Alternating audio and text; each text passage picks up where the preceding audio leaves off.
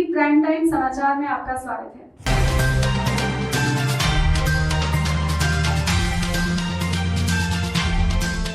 Significance than ever before in the history of journalism.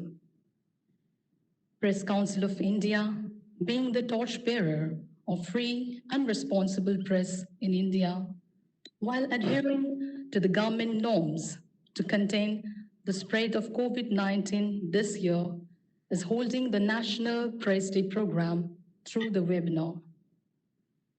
The emphasis this year had to be the role of media during COVID pandemic and its impact on the media. On this occasion of the National Press Day, we are highly honored to have received messages from Honorable President of India, Shri Ram Nath Kovind, gratified as Honorable Vice President of India, Shri Venkaiah Naidu ji, will address this special occasion, privileged to receive the message from Honorable Prime Minister of India, Shri Narendra Modi ji, and Honorable Minister for Environment, Forest, and Climate Change, Information and Broadcasting, and Heavy Industries and Public Enterprises, Shri Prakash Javadekar ji, will also address on this occasion. On the National Press Day webinar, we have with us the Honorable Chairman, Press Council of India, Mr. Justice Chandramouli Kumar Prasad, and Srimati Anupama Bhatnagar, Secretary, Press Council of India. It is our privilege for having been joined us today by the Honorable Chairman, Bangladesh Press Council, Mr. Justice Mumtaz Uddin Ahmed, participating in the webinar from Bangladesh, and special international guest, Dr. Sule Aker, President, World Association of Press Councils, Mr. C.K. Nayak and Mr. Jaishankar Gupta, members, Press Council of India, and joined by the former members of the Press Council, Shri Ravinder Kumar, Editor, Statesman, and Shri Prakash Dubey, Group Editor, Dainik Bhaskar. Press Council of India welcomes all the panelists today who are present with us. Press Council of India welcomes your esteemed participation on the National Press Day webinar in commemorating the freedom of the press during the COVID pandemic. May I now request Honorable Chairman, Press Council of India, to read the address. May I now also invite Mr. C.K. Nayak and Mr. Jaishankar Gupta on the stage, please. May I now request Honorable Chairman, Press Council of India, to read the address of Shri Ram Nath Kovind, Honorable President of India, on the occasion of the National Press Day.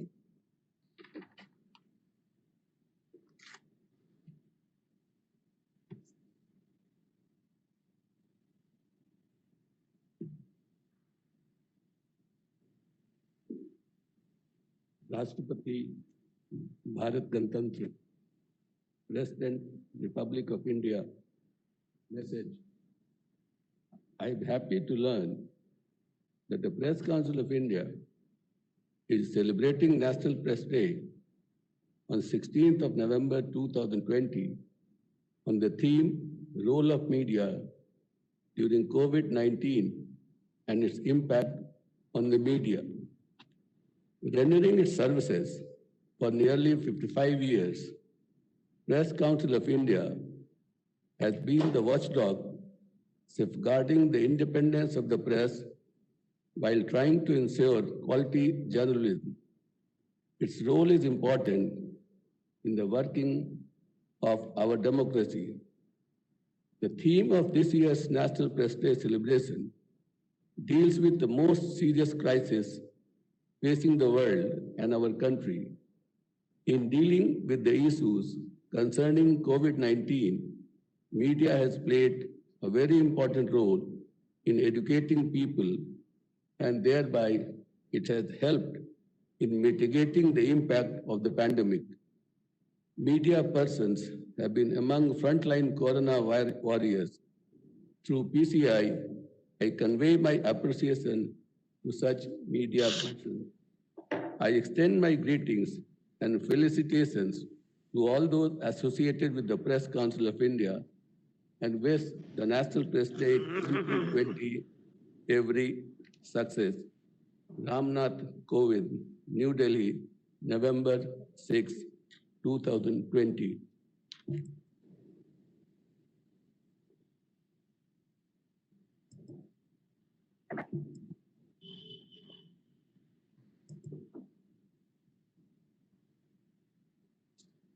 We are extremely thankful for the best wishes shared by the Honorable President. Now, on this occasion, may I request Honorable Vice President of India, Shri Venkaiah Naidu ji, to address the media.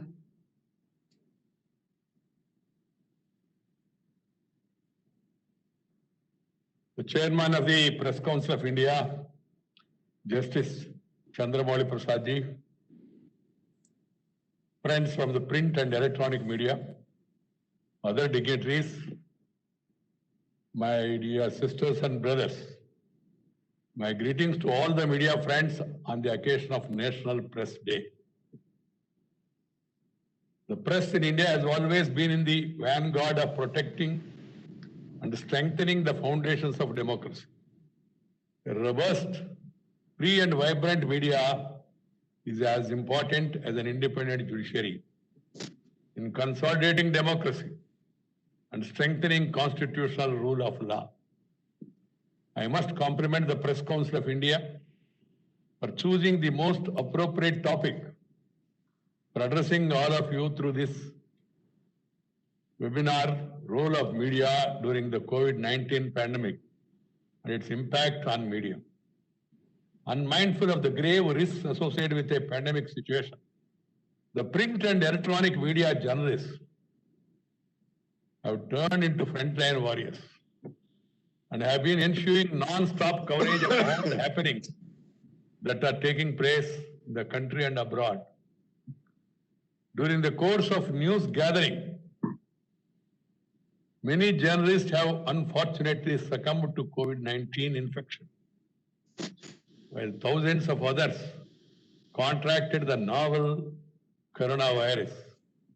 My deepest condolences to the families of the journalists who died of COVID-19 infection. When the country came to a standstill in the wake of lockdown, it was the TV channels which provided the latest updates on the pandemic front. And more importantly, both print and TV channels have played an invaluable role in informing, in educating the masses and creating awareness on the precautions to be taken to combat COVID-19. Conveying the right information at the right time is critical in such a situation, right information at right time. Especially when there is a plethora of fake news. People need to guard against unverified, unsubstantiated claims.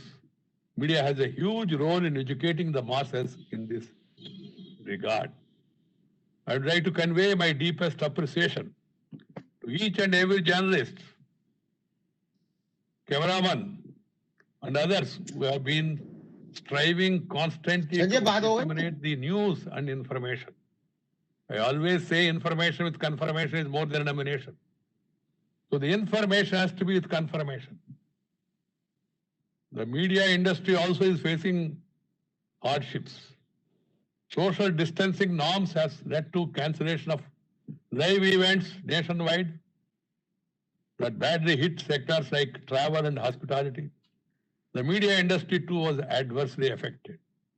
As a result, some newspapers have curtailed the number of their editions and prefer to go digital There have been unfortunate instances of employees being laid off in both print and electronic media. Salaries have been reduced in some cases. We have to use and utilize our collective strength to address this challenge. Journalists should not be left high and dry in these difficult times. I appeal to all stakeholders to come together and find innovative solutions to the extraordinary situation created by the coronavirus. The government, the media management, the journalists and other well-wishers, they must come out with new ideas. The pandemic has caused changes in consumer behavior. More and more people are shifting to digital platforms, leading to fall in newspaper subscription. There was some fear, unnecessary fear, unfounded fear. Created if you touch the newspaper, you will get the infection, which is not correct. Later, people started realizing. I understand that the newspaper industry is responding to this change by producing more digital content. But regional papers that did not have a significant digital presence are the worst hit, and they require hand-holding in this transition towards online platform. हमारे देश में भारतीय भाषाओं में, जिसको आप लोग कहते हैं क्षेत्रीय प्रांतीय भाषाओं में, अखबार पढ़ने वाले लोगों की संख्या भी काफी है. इसलिए इस विषय को पर भी हम लोग ध्यान देना चाहिए. This pandemic, my dear sisters and brothers, has underscored the need for adopting flexible and resilient business models by media organizations. Where the media industry is severely impacted, the government has to take the needed steps. This crisis has opened up several opportunities also. More and more people are staying at home and are increasingly relying on the media and the entertainment industry for the latest information and to fight the isolation caused by the lack of social interaction. I read 18 newspapers a day, including newspapers of mother tongue, Indian language, Hindi, and also English. The huge popularity of the re-telecast of Ramayana and Mahabharata serial is a clear example. The media industry should tap into this increased audience base and explore alternative ways to improve its financial health. I had time during this period to read in depth the newspapers. Some of the articles, very informative, outstanding, really, very knowledgeable, and lot of articles appeared in various national print media. They are really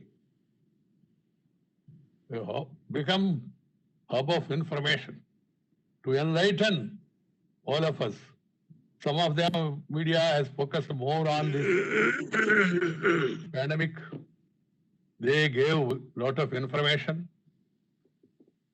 What is happening across the globe? What are the solutions that are being offered? What are the success stories?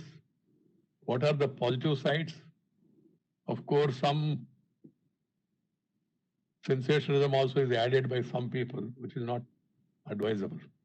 Otherwise, really very good articles have appeared. Not only about the COVID pandemic, about the economy, about the civilization values, about cultural ethos, and also along with that, of course, information about public, about the government, about various happenings in the country. I always say, my dear friends, that journalism is not a mere profession, but a pious mission. It's a mission. It should never be used for commission. Nobody should give remission or do any omission. We must all have passion. Press has always played an outstanding role in empowering the people and furthering national interest. Democracy cannot survive without a free and fearless press. Therefore, any attack on the freedom of the press is detrimental to national interest and should be opposed by one and all. On its part, media also needs to be fair, objective, and accurate in its reporting. Sensationalism should be avoided, and the tendency to mix news with views needs to be curbed. This is increasingly seen in certain sections. There should be greater space for development news in our reporting. Development, knowledge acquisition. There is a hunger and thirst for development. So there should be proper space provided for the developmental side. In the end, I once again congratulate all friends from the media for serving the nation with dedication and commitment.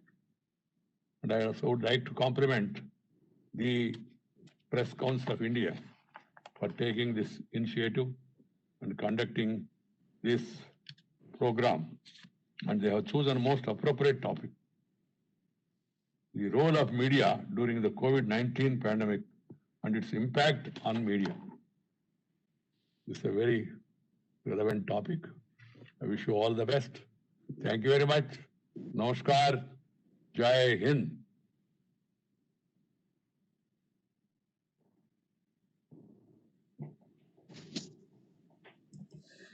We express our deep gratitude to the Honorable Vice President for sharing his thoughts on this Press Day. May I now request the Chairman, Press Council of India, to read Honorable Prime Minister of India's address on the National Press Day.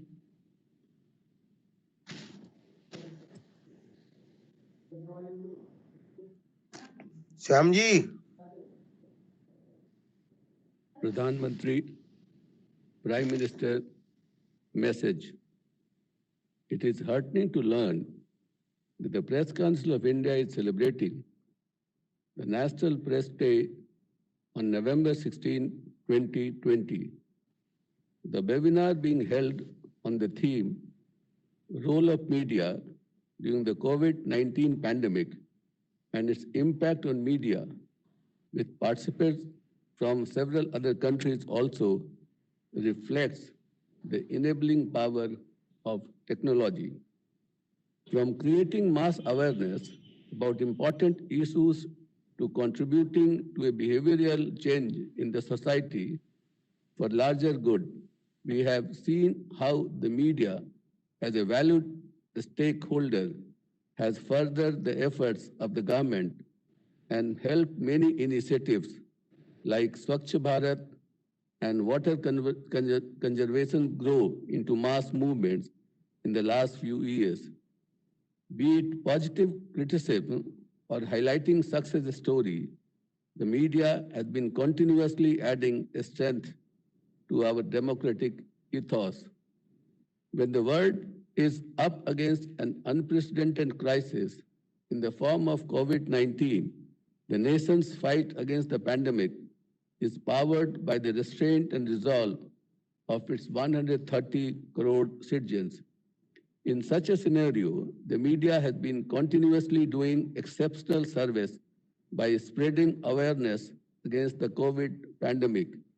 In a post-COVID world, India is marching ahead with its resolve to build a strong and Atmanirbhar Bharat.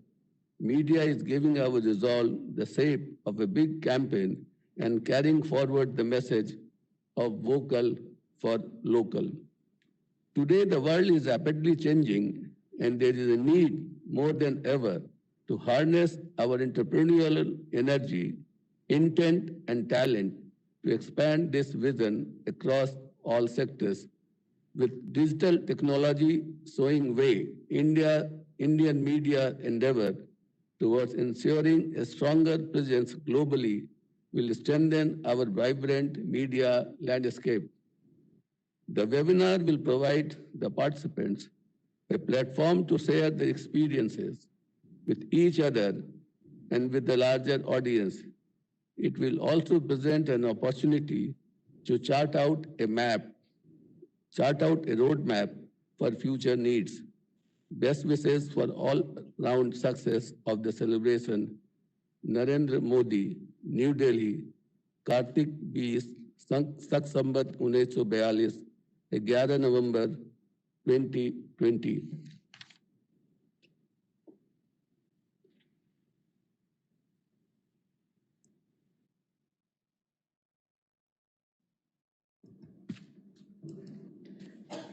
Thank you, Chairman, sir. Needless to say, it is a privilege to have the thoughts of Honorable Prime Minister on media on this special occasion.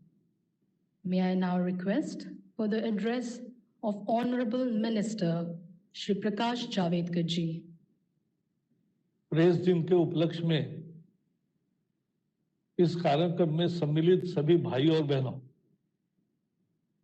Press council के अध्यक्ष, press council के सदस्य, अन्य संपादक और सभी मित्रों, press की आजादी लोकतंत्र का आत्मा है और ये मेरे मन पे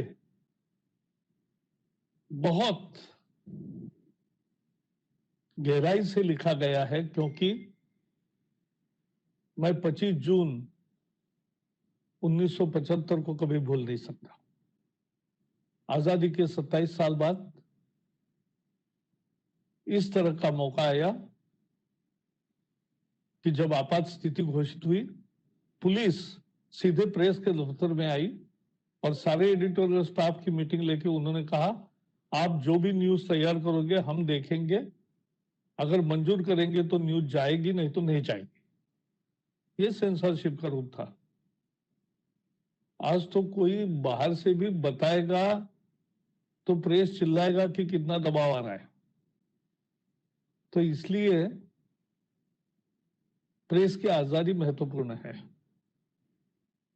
और ये मेरे मन पे, और इसी के विरोध में, सेंसरशिप के विरोध में सत्याग्रह करते हुए हम उस समय कॉलेज में थे, कॉलेज से डिग्री लेकर बाहर आए थे, काम कर रहे थे, लेकिन विद्यार्थी परिषद का काम करते थे, सत्याग्रह किया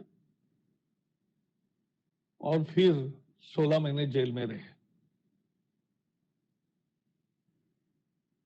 लेकिन प्रेस की आजादी अनिर्बंध नहीं होती, ये जिम्मेवार आजादी है, रिस्पॉन्सिबल फ्रीडम।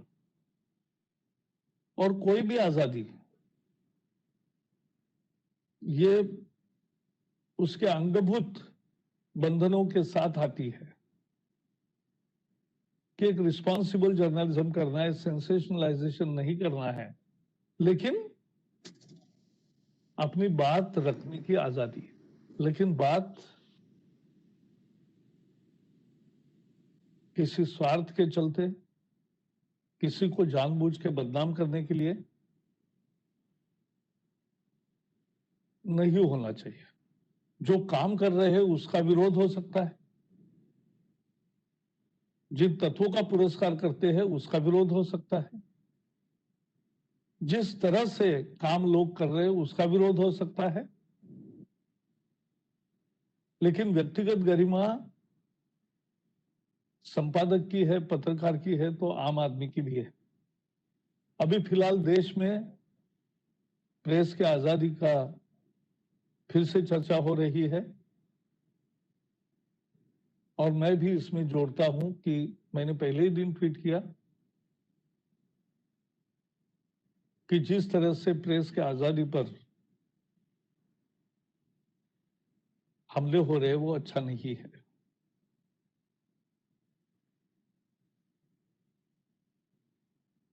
लेकिन दो विषय आज मैं जरूर रखूंगा। ये टीआरपी का क्या मामला है, इश्तिहार देने वाले इश्तिहार देंगे, उनको एक गाइड चाहिए कि कहां इश्तिहार देने से ज्यादा फायदा होगा, किस समय देना चाहिए, कौन से कार्यक्रम में देना चाहिए, किस चैनल को देना चाहिए। यह एडवर्टाइजर का दृष्टि है और ब्रॉडकास्टर्स है जिनके यहां उनको इश्तिहार देना है। तो ये दोनों ने आकर एक टीआरपी की सिस्टम बनाई, मार्ग स्थापन किया।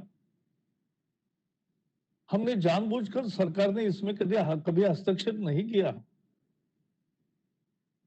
क्योंकि भाई इश्तिहार देने वाला और इश्तिहार लेने वाला, ब्रॉडकास्ट करने वाला, इन दोनों के अगर एक राय है तो हम काय के लिए बीच में आएंगे। लेकिन अब बारी आई कि हमें दखल देनी पड़ रही है। हमने एक कमेटी नियुक्त की है। मेरा तो मानना है कि टीआरपी के आज 50,000 मीटर थे, पहले तो टैम के जमाने में 5,000 मीटर होते थे, इसलिए मैनिपुलेशन होगा। अगर 1 करोड़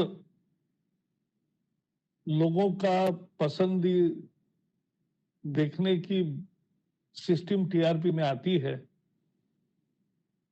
तो फिर क्या मैनिपुलेशन होगा? तो मैनिपुलेशन की संभावना कैसे खत्म की जा सकती है, इसके लिए हमने कमेटी नियुक्त की है और बहुत देरी नहीं लगाएगी, जल्दी रिपोर्ट आएगी। क्या पॉसिबल है?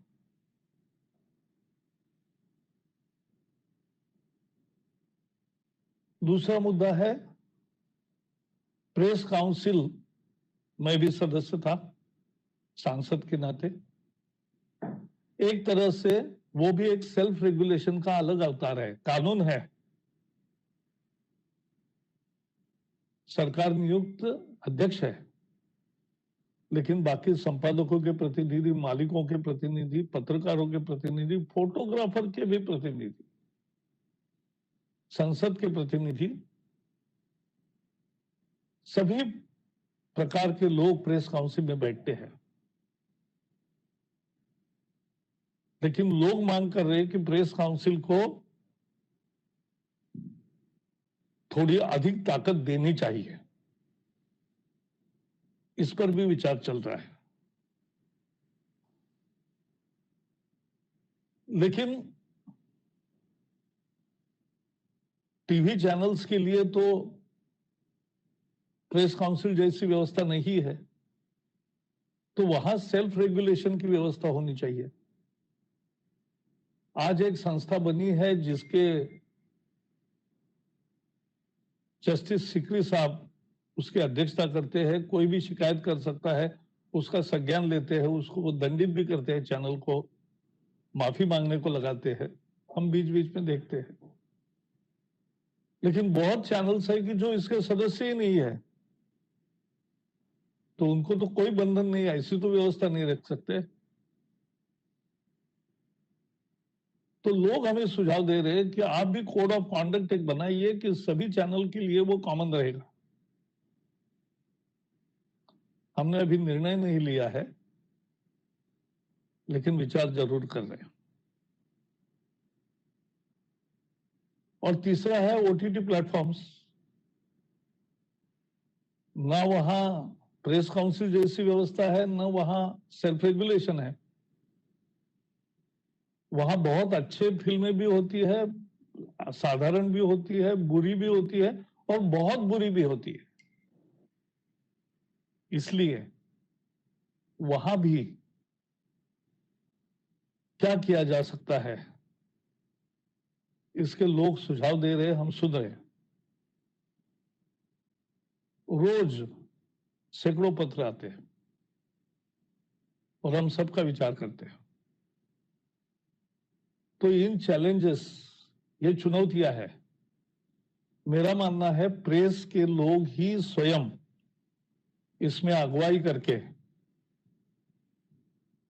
एक रिस्पॉन्सिबल फ्रीडम का एक आदर्श देश में स्थापित हो, इसके लिए सारी व्यवस्थाओं को सुधार कर उसको ठीक तरीके से चलाने का चैलेंज को स्वीकार करें।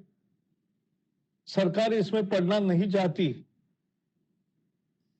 सरकार हस्तक्षेप करके किसी आजादी को रोकना नहीं चाहती, लेकिन यह आपकी जिम्मेवारी है।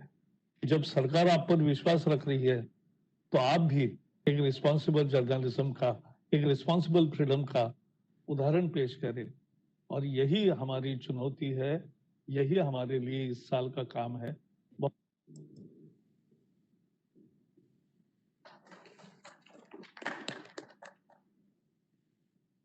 Press Council of India expresses its gratitude for having the thoughts and information shared by the Honorable Minister. May I now request for the address of Mr. Prakash Dubey, former member, Press Council of India and Group Editor, Dainik Bhaskar, for sharing his thoughts on this day. कोविड-19 महामारी के दौरान संवाद माध्यमों की भूमिका। महामारी और युद्ध दोनों नकारात्मक स्थितियों में जनधन और संसाधनों की अपार हानि होती है। जांच पड़ताल में किसी देश या किसी भगवान के दोषी साबित होने तक कोविड-19 महामारी प्राकृतिक आपदा है।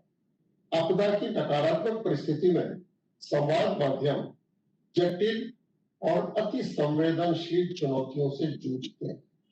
पत्रकार की सहज पहचान देश, संवाद संस्था और समुदाय से बनती है। व्यापक सामाजिक हित में हर कदम पर कलम और कंप्यूटर के एक एक शब्द को पूरी निष्पक्षता से तथ्य पेश करने की चुनौती पर उसे खरा उतरना भी उतना ही जरूरी है। कोविड-19 महामारी के दौरान दुनिया भर के पत्रकार कसौटी पर कसे गए। पहला कर्तव्य सरकारों, शोधकर्ताओं और संक्रमण से मुक्ति दिलाने में जुटे संगठनों के प्रयास से पाठक को अवगत करा। इसके साथ ही औषधि की आपूर्ति, उपचार के अभाव में काल के गाल में समाते लोगों, भूखमरी और बेरोजगारी से जूझते पलायन करने वालों की कारुणिक गाथाओं के साथ न्याय करने की अग्नि परीक्षा। वर्ष 2019 के अंत में केरल राज्य में कोरोना के पहले मरीज की पहचान हुई थी। समाज माध्यम शक्तिशाली देश के अतिथि के आगमन के जश्न की जगमगाहट का शब्द चित्र खींचने, पढ़ाने और दिखाने में जुटे हुए थे। 22 मार्च को अकस्मात सुबह 7 बजे से रात 9 बजे तक जनता कर्फ्यू का नया प्रयोग हुआ। शांति व्यवस्था के लिए लगने वाले कर्फ्यू का सामना सबने किया था। जनता के नाम पर लगने वाला बस एक ही कर्फ्यू पत्रकारों ने जाना था, भ्रष्ट सत्ता के विरुद्ध जयप्रकाश नारायण का अहिंसक संपूर्ण क्रांति आंदोलन। जनता कर्फ्यू का सबने स्वेच्छा से पालन किया। पुलिस वाले भूखे रहकर मुस्तैद रहे। जनता कर्फ्यू से पहले से ही आवागमन थम गया था। गांव देहात का हाल समझने पहुंचे पत्रकारों ने ट्रक के नीचे स्टोव पर चावल पकाकर पेट भरते ड्राइवर देखे। उनकी वेदना सचित्र छपी। जन समर्थन से संतुष्ट शासन ने तब तक लॉकडाउन लागू कर दिया। परिस्थिति विकट हो गई। संवाद माध्यमों ने पूरी निष्ठा के साथ इन कार्यक्रमों का प्रचार किया। ताली बजाने, थाली बजाने, दिया जलाने बुझाने तक। कल कारखाने और यातायात ठप हो गए। निर्माण कार्य बंद होने से बिल्डर ठेकेदारों ने बाहर से आए मजदूरों को निर्माणाधीन इमारतों में शरण नहीं दी। दलील दी, खुले परिसर में रहोगे तो प्रशासन हमें सताएगा। जान पर खेलकर खबरें जुटाने वाले पत्रकारों पर नया कहर बरसा। अखबारी कागज छूने से संक्रमण होने की अफवाह का विश्व स्वास्थ्य संगठन ने खंडन किया। प्रधानमंत्री ने समाज माध्यमों को अत्यावश्यक सेवा बताया। इसके बावजूद सोशल मीडिया सहित संप्रेषण माध्यमों पर यह अफवाह सवार होकर घर घर पहुंची। महामारी की जानकारी जुटाना मौत से आंख मिचौनी खेलना था। समाज माध्यम चुनौतियों से जूझते रहे। घरों में, कॉलोनियों से लेकर कस्बों और देहातों में अखबार भेजने पर रोक लगी। आवासीय सोसाइटी से लेकर कलेक्टर या सक्षम अधिकारी के आदेश थे। महाराष्ट्र के मुख्य सचिव ने 18 अप्रैल को परिपत्र जारी कर सशर्त छूट दी। 20 अप्रैल से अखबार छाप सकते हो, लेकिन हाथर अखबार बांट नहीं सकता। प्रश्न है, अब तक छपे अखबार के गैरकानूनी रहे?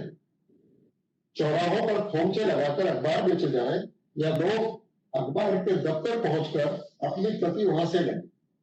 लॉकडाउन के कारण तो यह संभव नहीं है। घर से निकलने की मनाही है। भारतीय प्रेस परिषद के माननीय अध्यक्ष ने शिकायत मिलते ही राज्य सरकार से तुरंत जवाब मांगा। मुख्य सचिव ने आदेश में आंशिक बदलाव कर सुरक्षा के उपाय अपनाते हुए सशर्त अनुमति दी।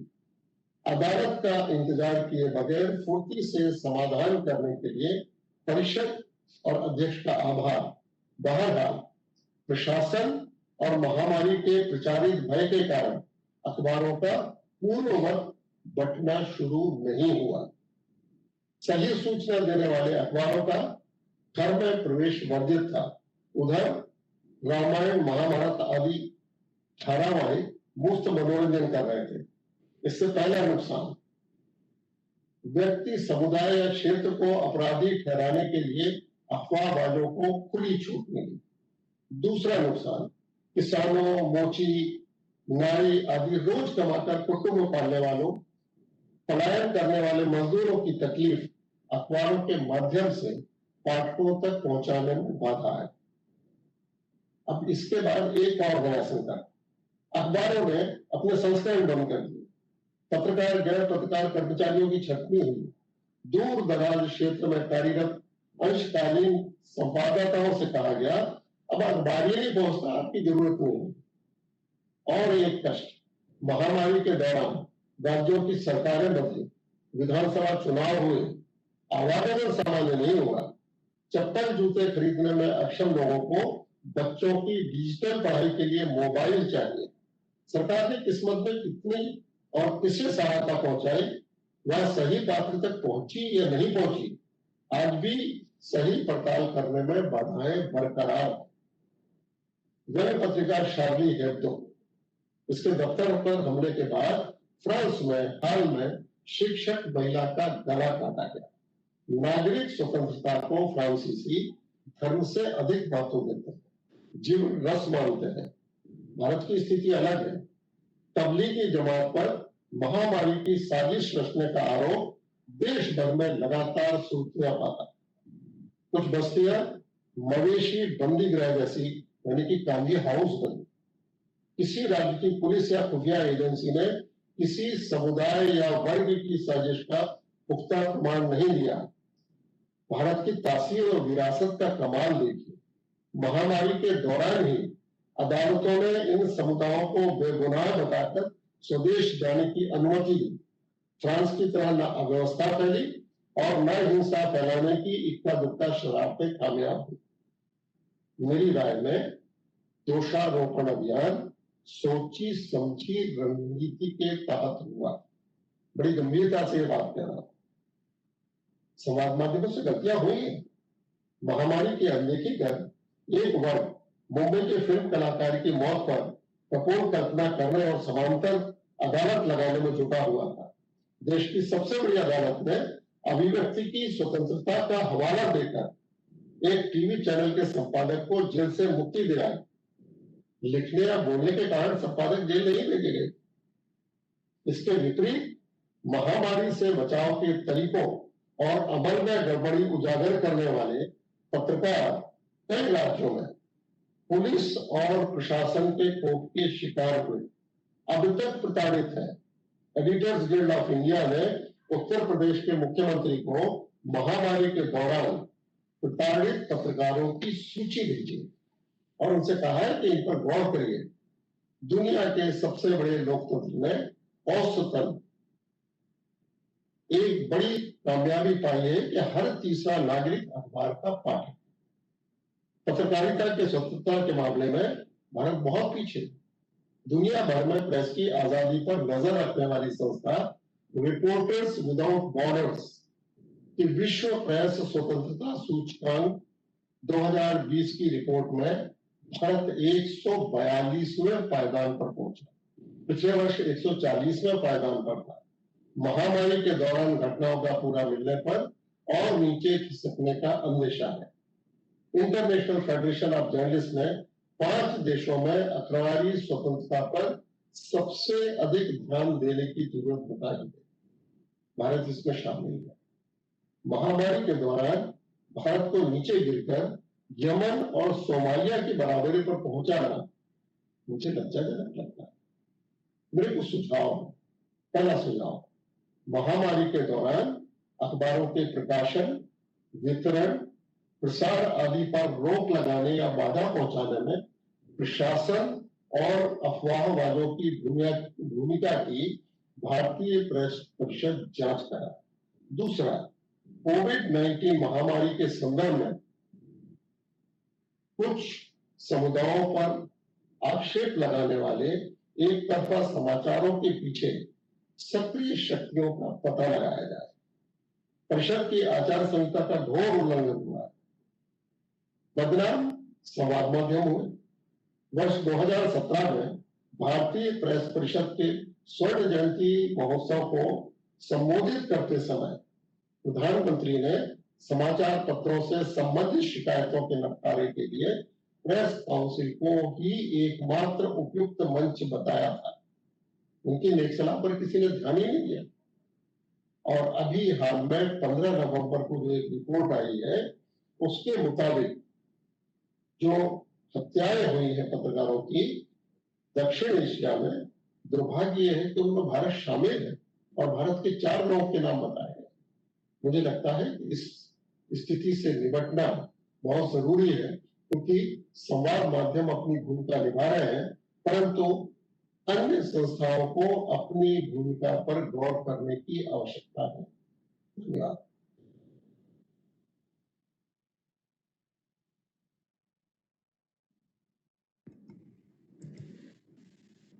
Thank you, sir, for sharing your insights today. May I now invite Sri Ravindra Kumar, former member, Press Council of India, and editor statesman, to share his insights on the topic for this National Press Day.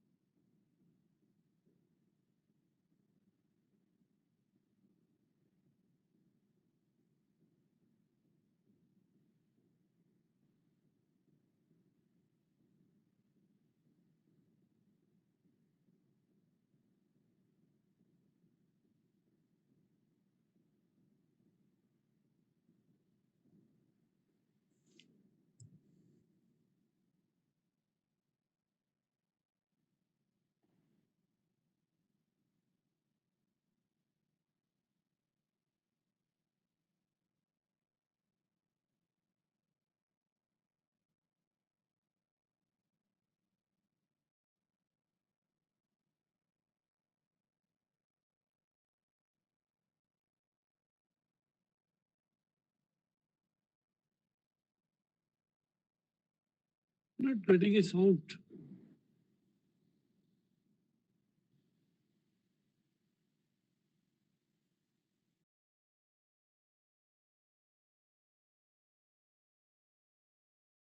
We're getting a audio.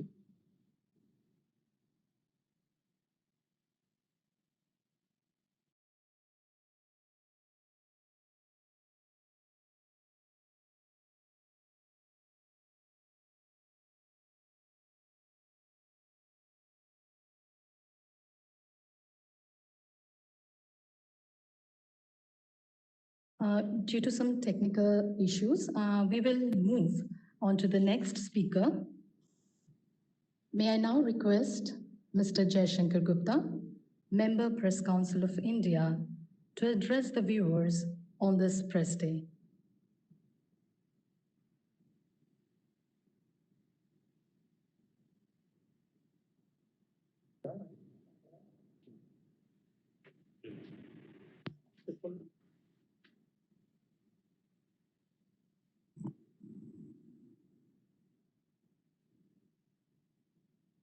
धन्यवाद।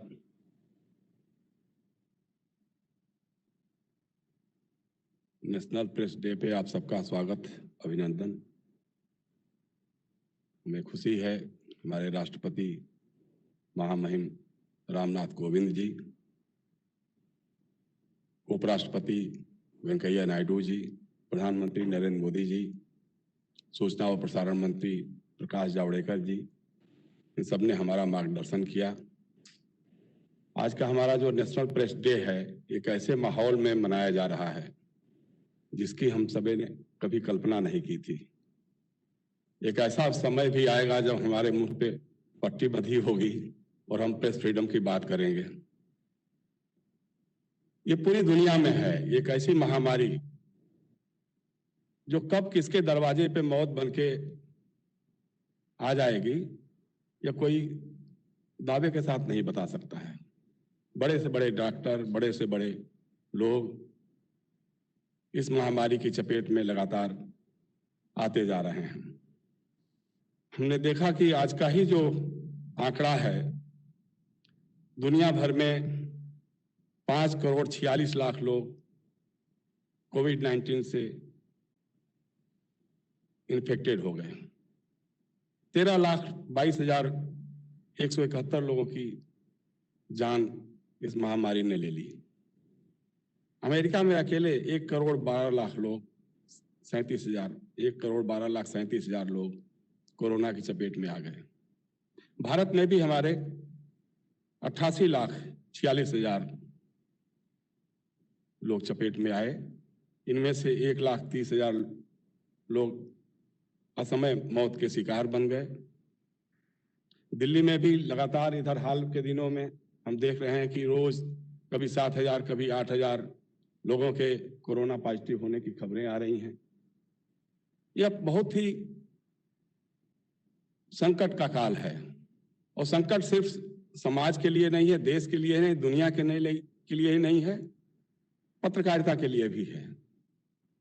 जो हमारा आज का विषय है, हम तो press council के लोगों को बहुत बधाई देंगे, धन्यवाद करेंगे कि ऐसे माहौल में भी इस नेशनल मीडिया सेंटर में इस तरह का आयोजन किया, सोशल डिस्टेंसिंग मेंटेन करते हुए, कोरोना के जो प्रोटोकॉल्स थे उनका पालन करते हुए ये आयोजन किया गया और विषय रखा गया कोविड-19 एंड मीडिया की भूमिका। देखिए, कोविड-19 या कोरोना कुछ खास लोगों को पहचान करके उनके पास नहीं जाता है।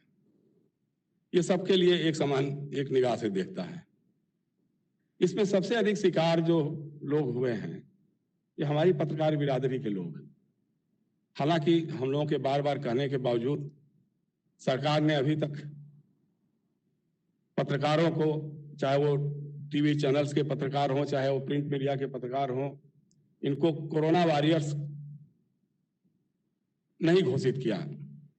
लेकिन आप समझ सकते हैं कि अभी तो थोड़ा माहौल बदला हुआ है, लेकिन एक ऐसे समय में जब इतना भयानक रूप ले रही थी ये महामारी, कहीं कहीं निकलना दुभर हो जाता था, लोग अपने अपने घरों में बंद रहते थे, उस समय भी पत्रकार कलम, कैमरे और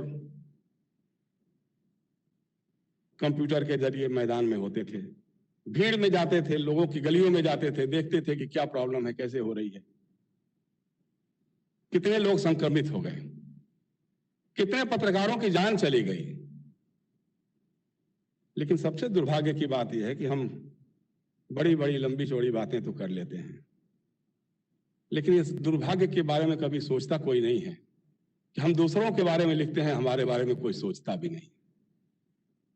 हमारे एक पत्रकार ने एम्स में 6ठी मंजिल से छलांग लगा करके जान दे दी। वो कोरोना पॉजिटिव था, उसका इलाज हो रहा था, उसने आत्महत्या कर ली। हमारे एक पत्रकार जो पीटीआई के अमृत मोहन हैं, यहीं पहले दिल्ली में थे, बाद में लखनऊ में चले गए थे, कोविड पॉजिटिव हो गए, समय पे इलाज नहीं मिला, समय पे उनको अस्पताल नहीं मिला, पहुंचाया नहीं जा सका, उस नौजवान ने अपनी जान दे दी, दम तोड़ दिया। ऐसे तमाम किस्से, ऐसे तमाम कहानियां छिटपुट कहीं कहीं आती रही, कहीं सोशल मीडिया के जरिए, कहीं मीडिया के किसी और कोने में, लेकिन कभी वो खबर नहीं बनी, बड़ी खबर नहीं बनी, कभी वो चर्चा का विषय भी नहीं बनी।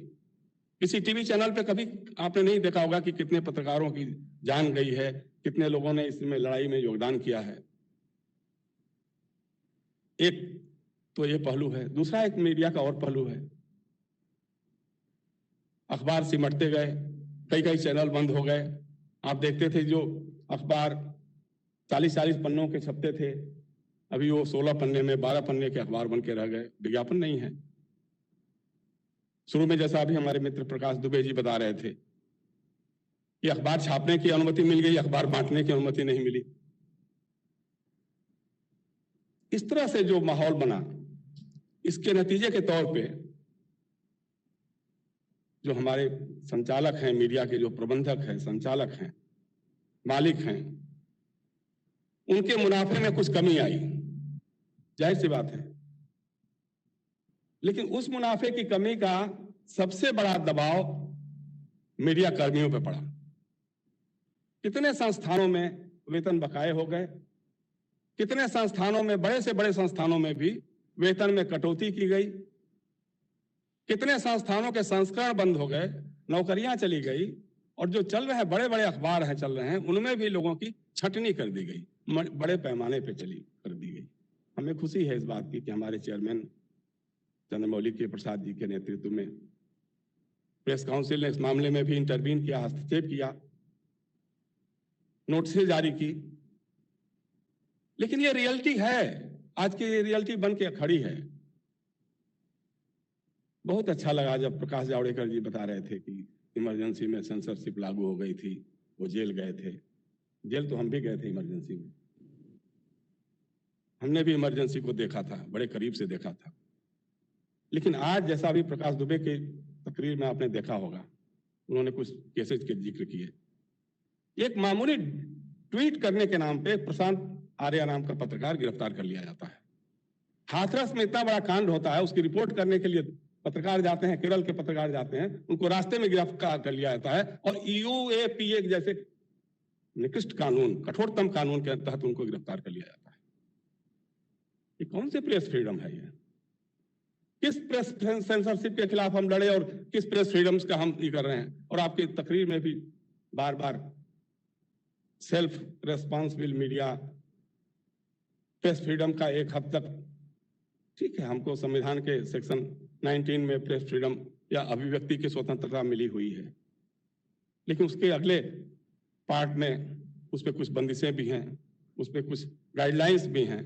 तो हर पत्रकार उसका पालन करेगा, नहीं करेगा तो कानून बने हुए हैं, कानून देखेगा उस काम को, प्रेस काउंसिल देखेगी उस काम को। प्रेस काउंसिल को और अधिक अधिकार संपन्न करने की बात का हम समर्थन करते हैं, हम उसकी मांग भी करते रहे हैं, हम लोग उसकी वकालत भी करते रहे हैं। प्रेस काउंसिल को जैसे बाहर की दुनिया में जो लोग नहीं जानते ठीक से, वो कहते हैं कि वो टीथलेस बॉडी है। ऐसा नहीं है कि टीथलेस बॉडी है, टीथ है हमारे पास भी, लेकिन हम बहुत ज्यादा काटते नहीं हैं। हम समझाते हैं लोगों को, क्योंकि हमारा वो काम नहीं है जो सेंसरशिप या उस तरह के जमाने का या घोषित हो या अघोषित आपातकाल की याद दिलाने वाला काम हमारा नहीं है। हम वॉचडॉग हैं, हम उसकी भूमिका को निभाते हैं। तो आज सबसे बड़ी बात यही है। आज देखिए, मतलब किसी भी चैनल में चले जाइए, किसी भी अखबार के पास चले जाइए, जो न्यूज पे खर्च करने वाला, जो कंटेंट जमा करने का जो है रिसोर्स जमा के लिए, उस पर सबसे कम खर्च हो रहा है, कोई खर्च ही नहीं हो रहा। पहले होता था, हम लोगों ने जब पत्रकारिता शुरू की थी तो अखबारों के, पत्रिकाओं के, उस समय तो चैनल होते नहीं थे बहुत ज्यादा, दूरदर्शन के अलावा कोई था भी नहीं उस समय तो, लेकिन हर राज्यों की राजधानियों में, हर बड़े शहरों में संवाददाता होते थे, रिटेनर्स होते थे, स्ट्रिंगर्स होते थे। आज तो कुछ भी नहीं है। आज बड़ी से बड़ी घटना बगल में हो जाती है तो एक जिले का जो छोटा सा कोई स्ट्रिंगर होगा, वो अगर कोई वीडियो भेज दिया, कोई ऑडियो भेज दिया, उस पर हमारे वीडियो चैनल, टीवी चैनल वाले खबर बना लेते हैं। अपना कोई आदमी भेज नहीं पाते हैं, भेजते नहीं है, करते नहीं है। और दुर्भाग्य की बात है कि जो पत्रकारों की जो सुविधाएं भी रही हैं, जैसे पत्रकारों को जाने के लिए, मौके पर रिपोर्ट करने के लिए, खासतौर से जो भारत सरकार के मान्यता प्राप्त पत्रकार हैं, उनके लिए रेलवे ने प्रेस कूपन, प्रेस कंसेशन दिया हुआ था। कोरोना के नाम पे उसको भी वापस ले लिया गया। अब रेलगाड़ियां तो खूब चलने लग गई, सब कुछ चलने लगा, सारा कुछ हो गया, लेकिन सीनियर सिटीजन्स की और पत्रकारों की को जो छूट मिलती थी, वो छूट वापस ले ली गई। अभी तक उसको रिस्टेट नहीं किया गया। दूसरी बात है कि हम लोग बार बार कहते आ रहे हैं कि हमारी सामाजिक सुरक्षा का कोई प्रबंध नहीं है। हम नौकरी कर रहे हैं, कब हमको हमारे मैनेजमेंट के लोग नोटिस थमा देंगे या फोन कर देंगे कल से मत आइएगा। हमारी देख रेख करने वाला कोई ना कोई कानून बना है, ना कोई उस तरह की व्यवस्था है। पेंशन नाम की कोई चीज नहीं है, अभी तक पेंशन की कोई व्यवस्था हुई नहीं। बार बार हम लोग कहते गए कि भाई पत्रकारों को पेंशन मिलनी चाहिए। सरकार बहुतों के बारे में बहुत बारी सोचती है, तो अगर उसकी निगाह पत्रकारों पर भी जाए, नेशनल प्रेस डे पर अपने उद्बोधन में या अपने संदेश के समय भी उनको अगर ये बात याद आ जाए कि पत्रकार भी एक समाज का ही प्राणी है, जो समाज के लिए जीता है, समाज के लिए जागता है, समाज के लिए लिखता है, पढ़ता है, तो उसके भी सामाजिक सिक्योरिटी के बारे में, सामाजिक सुरक्षा के बारे में कुछ इंतजाम होने चाहिए, पेंशन की व्यवस्था होनी चाहिए। नहीं हो पा रही है, तो इसके लिए भी हमको लगता है कि कभी सोचना पड़ेगा, सरकारों को भी सोचना पड़ेगा। जैसा मैंने शुरू में ही कहा कि हम सबकी खबर लेते हैं, हमारे बारे में कोई सोचता नहीं। बहुत बहुत धन्यवाद। हम नेशनल प्रेस डे पे अपने और साथियों का, वर्ल्ड प्रेस काउंसिल के जो अध्यक्ष हैं हमारे सुले एकर साहब, बांग्लादेश प्रेस काउंसिल के चेयरमैन मोहम्मद मुमताजुद्दीन साहब हैं, इन सबका बहुत बहुत आभार, बहुत बहुत शुक्रिया अदा करते हैं और आपसे सब विदा लेते हैं। धन्यवाद।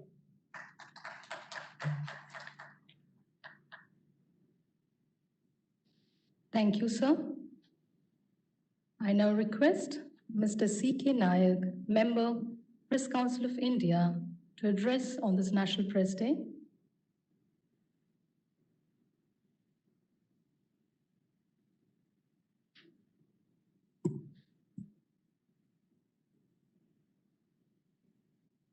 Honorable Chairman, Press Council of India, Mr. Justice C.K. Prasad, Chairman of Bangladesh Press Council, President of World Association of Press Councils, Dr. Sulay Akar, distinguished members of PCI, and honored guests. On this topic, role of media during COVID-19 and the impact of the pandemic on media.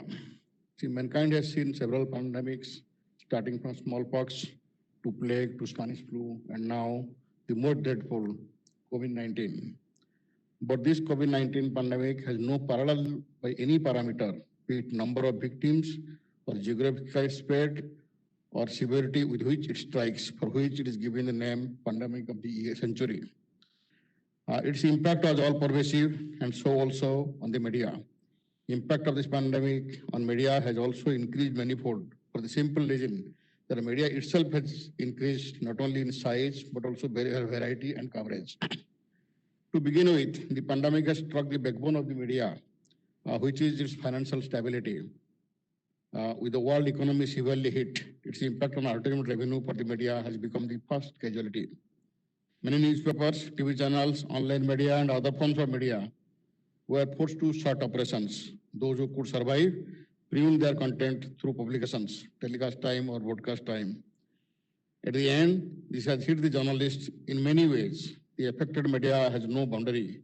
From Kashmir to Kanyakumari, media houses have folded down or reduced operations. The impact included all, be it in print, TV, or digital media. Many newspapers, starting from the ones claimed to be largest circulated in the world, to teeming vernacular ones, all have been affected. The cascading consequence on the media professionals, again, irrespective of any criteria, print or electronics, big or small, from metropole to small towns,